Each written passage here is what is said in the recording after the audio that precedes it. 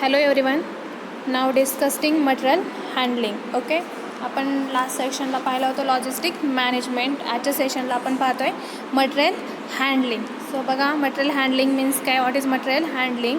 So for material handling refers to the movement of material from the storeroom to the machines and from one machines to the next during the process of manufacturer. Okay, जे material handling काय असतं किंवा material handling का केलं जातं ते आपल्याला पाहायचं आहे. तर मटेरियल हँडलिंग म्हणजे काय, तर जे काही तुमचं गुड्स अँड सर्व्हिसेस असतील किंवा जे रॉ मटेरियल असेल किंवा तुम्ही जे काही स्टोअर करणार असेल त्या गुड्स अँड सर्व्हिसेस असतील किंवा जे सप्लायरकडून तुमच्याकडे जे काही कंपन्यांमध्ये गुड्स अँड सर्व्हिसेस जो सप्लायर प्रोव्हाइड करत असतो त्या गुड्स अँड सर्व्हिसेस तुम्ही जे काही एका ठिकाणाहून दुसऱ्या ठिकाणी किंवा वेअरहाऊसला तुम्ही शिफ्टिंग करणार असेल किंवा एका ठिकाणाहून दुसऱ्या ठिकाणी तुम्हाला मूव्ह ऑन करायचं असेल तर त्याला काय म्हटलं जातं, मटेरियल हँडलिंग म्हटलं जातं. ओके, म्हणजे मटेरियल हँडलिंग म्हणजे काय, जे गुड्स अँड सर्व्हिसेस असतील त्या goods and services move on करायच्या म्हणजे काय, तर मटेरियल हँडलिंग करायच्या.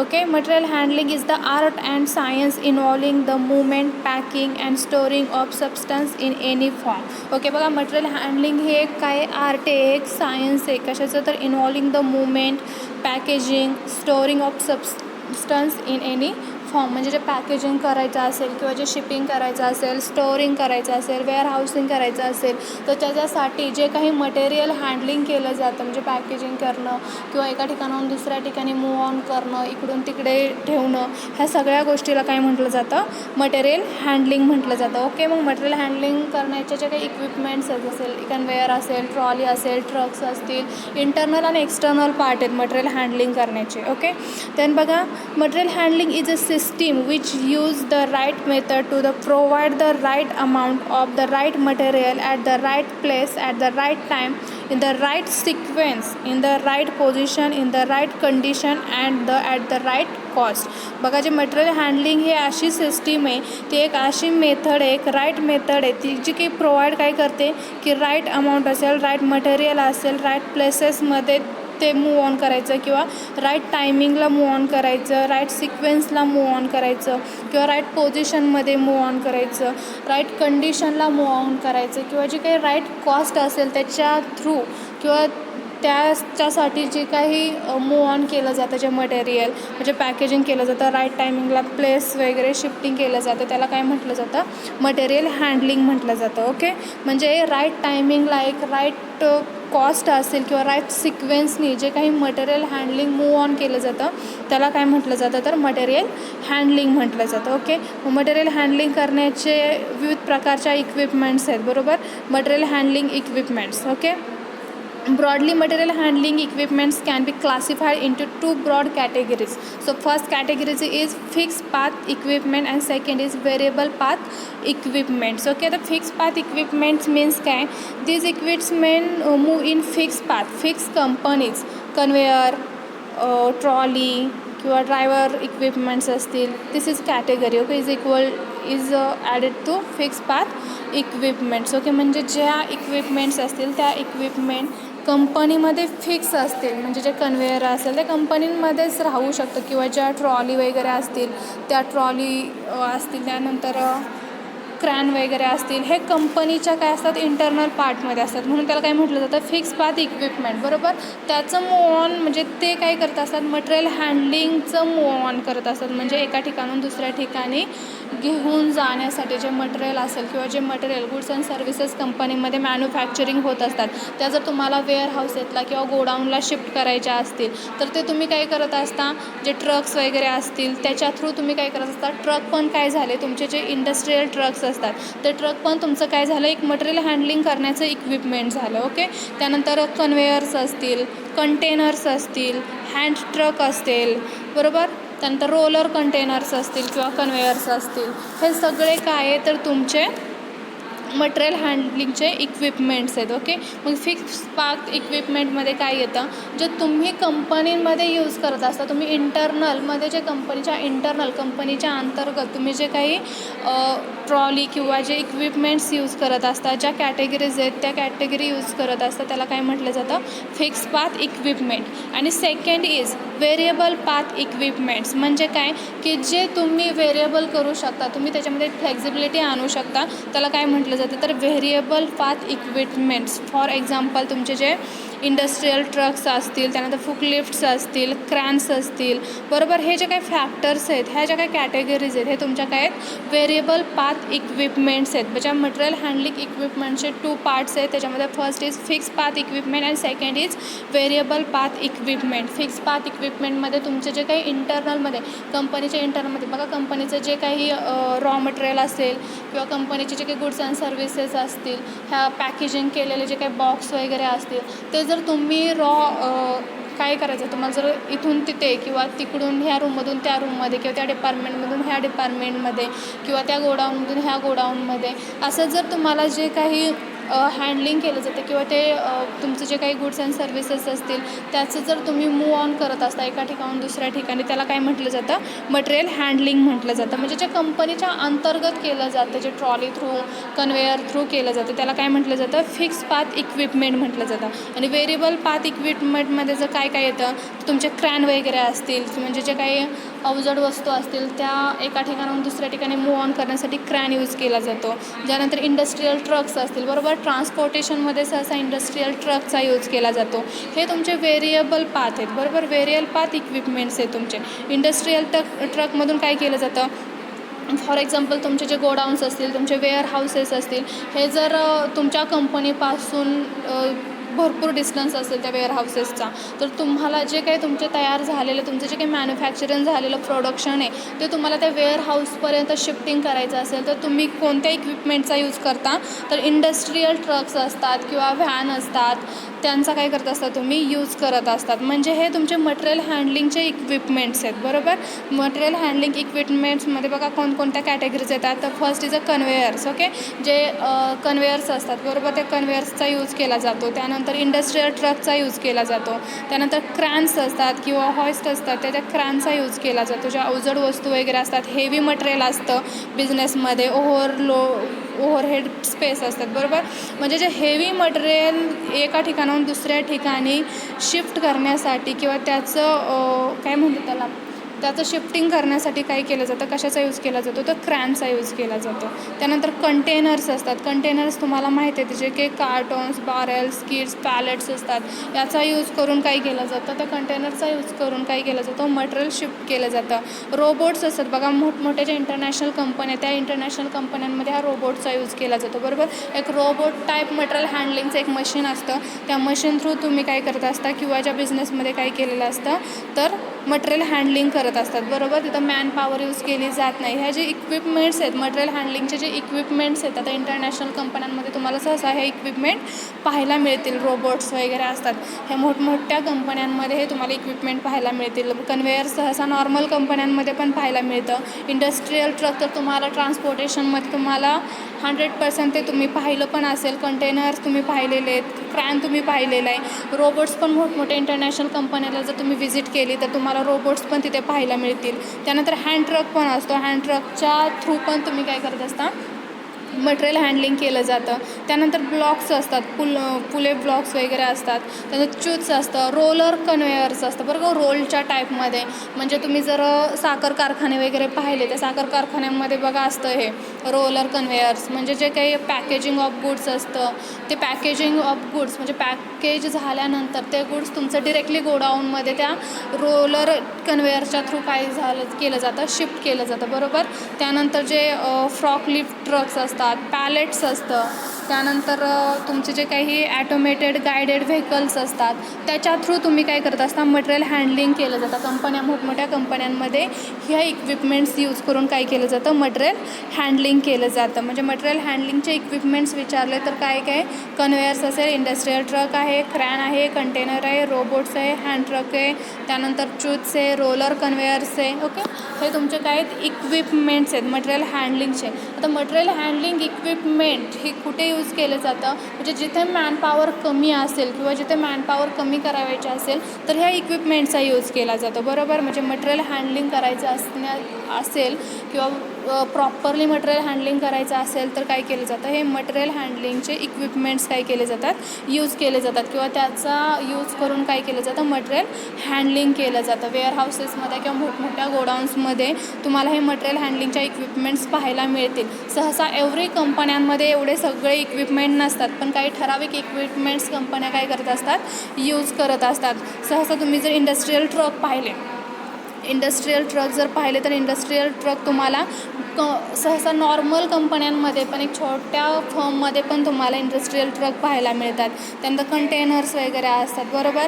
ज्या लोखंडी कंपन्या असतील किंवा जे विमानांचे पार्ट वगैरे बनवणारे असेल, तुमच्या जवळच असणारी जे वालचंदनगर इंडस्ट्री आहे, वालचंदनगर इंडस्ट्रीमध्ये बघा तुम्हाला हे कंटेनर्स किंवा इंडस्ट्रीयल ट्रक, कन्वेयर्स, ह्या सगळ्या गोष्टी तुम्हाला तिथे पाहायला मिळतील, बरोबर. म्हणजे जे काही मोठमोठे इंडस्ट्री असतील, हेवी मटेरियल असेल त्यांना ह्या इक्विपमेंट काय कराव्या लागतात, यूजच कराव्या लागतात. त्याच्या थ्रूच ते काय करत असतात, हेवी मटेरियलचं काय करत असतात, हँडलिंग करत असतात, बरोबर. म्हणजे मटेरियल हँडलिंग करणं म्हणजे काय, की एका ठिकाणाहून दुसऱ्या ठिकाणी त्याचं मूव ऑन करणं किंवा ते नेऊन ठेवणं किंवा दुसऱ्या ठिकाणाहून तिसऱ्या ठिकाणी त्याचं मूव ऑन करणं म्हणजे काय, तर मटेरियल हँडलिंग करणं. ओके. तुमचं जे काही मॅन्युफॅक्चरिंग होत असतं, मॅन्युफॅक्चरिंग करत असताना तुम्ही जे काही सप्लाय करत असता, तुम्ही जे काही मागवत असता, म्हणजे सप्लायरकडून तुमच्याकडे जो काही रॉ मटेरियल येत असतो, तो रॉ मटेरियल पण घेत असताना किंवा तुम्ही ट्रक थ्रू आणत असता, बरोबर. जे इंडस्ट्रीयल ट्रक असतं, ते इंडस्ट्रीयल ट्रक थ्रू तुम्ही काय करत असता, तो रॉ मटेरियल तुमच्या गोडाऊन्समध्ये किंवा तुमच्या कंपनीच्या गोडाऊन्समध्ये प्रोडक्शन डिपार्टमेंटला वगैरे तो काय करत असता, शिफ्ट करत असता, त्याचं शिपिंग करत असता. म्हणजे यालाच काय म्हटलं जातं, तर मटेरियल हँडलिंग म्हटलं जातं. म्हणजे मटेरियल हँडलिंग करणं म्हणजे काय, की मूव ऑन करणं. तुमचं प्रोडक्शन असेल, तुमचं जे काही मॅन्युफॅक्चरिंग झालं नंतर तुमचं जे काही फायनल फिनिश प्रोडक्ट तयार होतं, ते तुम्ही मूव ऑन करणं म्हणजे काय, तर मटेरियल हँडलिंग. ते व्यवस्थित हँडलिंग करणं, त्याला काय म्हटलं जातं, मटेरियल हँडलिंग म्हटलं जातं. त्यानंतर बघा next, important of material handling. त्याची इम्पॉर्टन्स काय आहेत मटेरियल हँडलिंगचे किंवा मटेरियल हँडलिंग ॲक्टिव्हिटी का केली जाते. मटेरियल ॲक्टिव्हिटी करत असताना किंवा मटेरियल हँडलिंग ॲक्टिव्हिटी करत असताना जे काही रिसिविंग असेल, स्टोरेज हँडलिंग असेल, शिपिंग असेल, प्लॅन स्टोरेज असेल किंवा एक्सटेंडेड स्टोरेज असेल, हे सगळ्या गोष्टी करत असताना हे नक्की मटेरियल हँडलिंग का करायचे, त्याची इम्पॉर्टन्स काय आहेत, कंपनीला त्याचे बेनिफिट्स काय आहेत, तर ते पाहिजेत आपल्याला. बघा next, first is a save non value added time. Okay. बघा फर्स्ट इज काय, save non value added time. Okay. More than 90% of the time a material spend on shop floor is either in the waiting or for being transportation. Okay. म्हणजे काय, जे काही material handling केलं जातं किंवा material handling करण्यापाठीमागे 90% कंपन्यांचं काय होत असतो, टाईम वेस्ट होत असतो, बरोबर. म्हणजे एक हेवी मटेरियल जर असेल तर हेवी मटेरियल कंपन्यांपर्यंत आणण्यापर्यंत किंवा त्याचं ट्रान्सपोर्टेशन करण्यापर्यंत किंवा ते फायनल कस्टमरपर्यंत पोहोचवण्यापर्यंत ही जी काही प्रोसेस असते, त्या प्रोसेसमध्ये जास्त टाईम जात असतो, बरोबर. पण तुम्ही जर मटेरियल हँडलिंगच्या इक्विपमेंट्स यूज केल्या, तुम्ही जे काही आता प्रॉपरली कन्वेयर असेल किंवा जे इंडस्ट्रीयल ट्रक्स असतील, त्याच्या थ्रू जर तुम्ही काही मटेरियल हँडलिंग व्यवस्थित केलं तर काय होणार आहे, तुमचा काय होणार आहे, तुमचा टाईम काय होणार आहे, सेव्ह होणार आहे, बरोबर. म्हणून मटेरियल हँडलिंग ॲक्टिव्हिटी ही काय आहे, तर नॉन व्हॅल्यू ॲडेड ॲक्टिव्हिटी आहे. ओके. त्यानंतर नेक्स्ट, रिड्यूस वेस्टेज. जे वेस्टेज रिड्यूस म्हणजे तुमचं जे काही वेस्टेज होत असतं, जे काही तुमचं प्रोडक्शन असतं, जे मटेरियल असतं ते तुमचं वेस्टेज होत असतं, तर त्याच्यामध्ये पण काय होत असतं, डिडक्शन होत असतं, बरोबर. म्हणजे safe handling of material is important in the plant. This reduce wastage, breakage, loss, scrap etcetera. बघा मटेरियल हँडलिंग, तुमचं जर प्रॉपर मटेरियल हँडलिंग होत असेल, सेफ मटेरियल हँडलिंग होत असेल, तर तुमचा जो काही प्लांट असेल, त्या प्लांटमध्ये तुमचं जे काही मटेरियल वेस्ट होत असतं, ब्रेक होत असतं किंवा जे लॉस होत असतं, स्क्रॅप होत असतं, ते काय होतं, त्याच्यामध्ये डिडक्शन होतं. म्हणून सेकंड इम्पॉर्टंट काय सांगितलं आहे मटेरियल हँडलिंगचं, तर रिड्यूसेस वेस्टेज. म्हणजे जे काही वेस्ट मटेरियल होत असतं ते तुमचं रिड्यूस होतं. त्यानंतर नेक्स्ट बघा, लेस congestions. Okay. Efficient material handling is needed for less congestion, timely delivery and reduce idle time of machine due to non-availability of material. म्हणजे जे काही इफेक्टिव्ह मटेरियल हँडलिंग केल्यानंतर काय होतं, जे काही कंजेशन म्हणजे जे काही गर्दी वगैरे होत असते मटेरियलची ती काय होते, कमी होते. तुमचं जर काही तुम्ही इक्विपमेंटचा यूज केला, जर व्यवस्थित मटेरियल हँडलिंग केलं, तर तुमचं जे काही मटेरियल हँडलिंग व्यवस्थित झाल्यानंतर, इफेक्टिव्ह झाल्यानंतर जी काही डिलिव्हरी असेल ती डिलिव्हरी पण तुमची टाईम टू टाईम होत असते. त्यामुळं काय होतं, तुमचं जे काही टाईम असतो तो टाईम पण काय होत असतो, वाचत असतो. म्हणजे जे काय तुमच्या वेळेमध्ये काय होत असते, बचत होत असते. त्यानंतर नेक्स्ट बघा 4 कॉस्ट इफिशियंट. ओके, बघा कॉस्ट इफिशियंट असं काय म्हटलं तर cost efficient material handling is an important issue. Material movement usually account for 10 to 90% of total factory cost. तुमची जी टोटल फॅक्टरी कॉस्ट आहे ती पण काय होत असते, रिड्यूस होत असते. बरोबर, म्हणजे तुम्ही जे काही ट्रान्सपोर्टेशन असेल किंवा तुम्ही मॅनपॉवरच्या थ्रू जे काही मटेरियल हँडलिंग करत असतात ते एवढं इफेक्टिव्हली नसतं. बरोबर, पण तुम्ही जर काही मटेरियल हँडलिंग करण्याच्या ज्या इक्विपमेंट्स, ज्या आता न्यू इक्विपमेंट्स आहे, त्या न्यू इक्विपमेंट्सचा जर यूज केला तर तुमचं काय होणार आहे, जो टोटल फॅक्टरी कॉस्ट आहे ते कशा असणार आहे, कमी असणार आहे. बरोबर, म्हणजे जर कॉस्ट इफेक्टिव्ह म्हणजे इफेक्टिव्ह जर मटेरियल हँडलिंग असेल तर तुमच्या कॉस्टमध्ये पण काय होणार आहे, इफिशियन्सी असणार आहे, इफेक्टिव्हनेस असणार आहे. ओके, त्यानंतर नेक्स्ट बघा 5 बेटर कस्टमर सर्व्हिस. ओके, जर तुमचं मटेरियल हँडलिंग व्यवस्थित असेल तर तुमचं प्रोडक्शन सिस्टीम कशी असणार आहे, बेटर असणार आहे. बरोबर, त्यामुळे तुम्ही बेटर कस्टमर सर्व्हिसेस काय करणार आहे, प्रोव्हाइड करू शकणार आहे. Okay, it help in maintaining effective production control. It help in providing better customer service due to reduce operating cost, better quality of product and timely production. Okay, म्हणजे तुम्ही जे better customer services देऊ शकणार आहे. त्यानंतर next बघा 6 goods housekeeping. Okay, good housekeeping. Better material handling is helpful in good housekeeping. Material handling is needed in the entire supply chain and manufacturing system from supplier to the incoming store of the plant, raw material, sub assemblies, the ship. Okay, म्हणजे तुमचं good housekeeping व्यवस्थित राहणार आहे. बरोबर, म्हणजे एक helpful असणार आहे, जे बेटर मटेरियल हँडलिंग असणार आहे is helpful in good housekeeping. Okay, म्हणजे व्यवस्थित काय असणार आहे, गुड हाऊसकीपिंग होणार आहे. त्यानंतर नेक्स्ट बघा lower the unit material handling cost. तुमची युनिट मटेरियल हँडलिंग कॉस्ट आहे ती कशी राहणार आहे, रिडक्शन होणार आहे, त्याचं किंवा डिडक्शन होणार आहे, लोअर राहणार आहे. त्यानंतर नेक्स्ट बघा reduce the manufacturing cycle time. जी मॅन्युफॅक्चरिंग प्रोसेस आहे ती मॅन्युफॅक्चरिंग प्रोसेस जो काही सायकल टाईम आहे तो सायकल टाईम कसा राहणार आहे, कमी राहणार आहे. जर तुम्ही इक्विपमेंट्स मटेरियल हँडलिंगचे इक्विपमेंट्स जर तुम्ही यूज केले तर ते काय होणार आहे, फास्टली तुमचं मटेरियल हँडलिंग होणार आहे. मॅनपॉवर थ्रू जर तुम्ही मटेरियल हँडलिंग केलं तर त्याच्यासाठी जास्त वेळ लागत असतो. पण जर तुम्ही मॅन्युफॅक्चरिंग सायकलमध्ये जर तुम्ही मटेरियल हँडलिंगच्या इक्विपमेंट्स जर यूज केल्या तर तुमचा टाईम कसा राहणार आहे, रिड्यूस होणार आहे, तुमचा जर टाईमची बचत होणार आहे. त्यानंतर नेक्स्ट बघा contribute toward a better control of the flow of goods. जो तुमचा फ्लो ऑफ गुड्स आहे तो बेटर राहणार आहे, बेटर कंट्रोल असणार आहे त्याच्यामध्ये.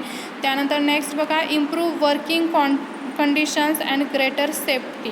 ओके, जी वर्किंग प्रोसेस असेल, तुमचं वर्किंग कॅपिटल असेल किंवा वर्किंग कंडिशन असणार आहे ती ग्रेटर असणार आहे किंवा सेफली राहणार आहे मटेरियल हँडलिंगमुळं. मटेरियल हँडलिंगचा मेन किंवा बेटर परफॉर्मन्स कसा असेल त्याच्यावरती तुमची कंपनीची प्रोडक्शन सिस्टीम किंवा प्रोडक्शन कसं असणार आहे, डिपेंड असणार आहे. जर तुमचे वर्किंग कंडिशन व्यवस्थित असेल, तुम्ही मटेरियल हँडलिंग जर व्यवस्थित करत असाल तर काय होणार आहे, तुमचं जे काही इम्प्रूव्ह वर्किंग कंडिशन कशा असणार आहे, म्हणजे वर्किंग कंडिशन इम्प्रूव्ह असणार आहे. बरोबर, एक ग्रेटर सेफ्टी असणार आहे कंपनीच्या अँगलनी. त्यानंतर नेक्स्ट बघा provide for favour reject. Okay, care in the handling of the product will contribute to a better quality level. Quality level तुमची कशी राहणार आहे, व्यवस्थित राहणार आहे. एक बेटर क्वालिटी लेवल तुमच्या गुड्स अँड सर्व्हिसेसच्या असणार आहे. तुमचं जर मटेरियल हँडलिंग जे इफेक्टिव्ह असेल, इफिशियंट असेल तर तुमचं जे काही क्वालिटी असणार आहे, तुमच्या काही गुड्स अँड सर्व्हिसेसची काही प्रोडक्शनची क्वालिटी असणार आहे ती कशी राहणार आहे, बेटर राहणार आहे. आणि लास्ट इज बघा gain higher productivity at lower manufacturing cost. जर तुमचं मटेरियल हँडलिंग सिस्टीम जर व्यवस्थित असेल तर तुमच्या बिझनेसमध्ये जे काही इन्व्हेस्टमेंट केलेले असणार आहे ते इन्व्हेस्टमेंटचा काय होणार आहे, बेनिफिट मिळणार आहे तुम्हाला किंवा एक गेन हायर प्रोडक्टिव्हिटी राहणार आहे तुमच्या बिझनेसमध्ये. जर मटेरियल हँडलिंग व्यवस्थित असेल तर मटेरियल हँडलिंग व्यवस्थित असल्यामुळं काय होणार आहे, जी बेटर प्रोडक्शन असणार आहे. बेटर प्रोडक्शन असल्यामुळं तुमचे जे काही मटेरियल हँडलिंगमुळे जे काही बेटर प्रोडक्शन असल्यामुळे तुमची कॉस्ट असणार आहे, ती कॉस्ट कशी असणार आहे, जे फॅक्टरी कॉस्ट असेल ती फॅक्टरी कॉस्ट कमी येणार आहे. ट्रान्सपोर्टेशनचे चार्जेस असणार आहेत, ते ट्रान्सपोर्टेशनचे चार्जेस पण कसे राहणार आहेत, कमी राहणार आहेत. म्हणजे एकंदर तुम्ही पाहिलं तर जे इम्पॉर्टन्स ऑफ मटेरियल हँडलिंग, जर तुम्ही इक्विपमेंट यूज केला, एक बेटर कन्वेयर असेल किंवा इंडस्ट्रियल ट्रक्स असतील किंवा जे क्रॅन वगैरे असतील, हे जर मटेरियल हँडलिंगच्या इक्विपमेंट तुम्ही यूज केल्या तर तुमच्या कंपनीला बेनिफिशियल राहणार आहेत. So most important of material handling, first is the save non-value added time, reduce wastage, cost efficient, better customer services. त्यानंतर मटेरियल हँडलिंगची कॉस्ट लो राहणार आहे. त्यानंतर reduce to manufacturing cycle time reduce होणार आहे. म्हणजे एक बेटर प्रोडक्टिव्हिटी असणार आहे कंपन्यांमध्ये.